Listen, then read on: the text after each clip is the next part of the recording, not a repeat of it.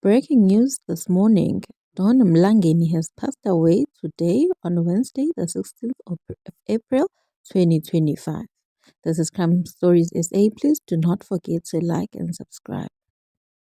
Don Mlangeni, a South African legendary actor, has unfortunately passed away. It is not clear as to what caused his death, but the family has shared an official statement on his Instagram account. Don Mlangeni's legacy lives on. You will remember he has acted as Laqasha on Sdumo back in the early 2000s. He's also acted on Isidimo as Zibeti Matabane, Leti's father.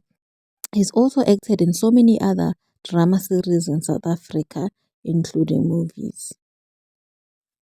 Don Mlangeni was born in 1959 and he died at the age of 65 years old. He leaves behind a loving wife and his 5 children. This is the statement made by the family on social media. It is with deep sadness that we share the passing of our beloved father, Don Langanawa, on 16 April 2025.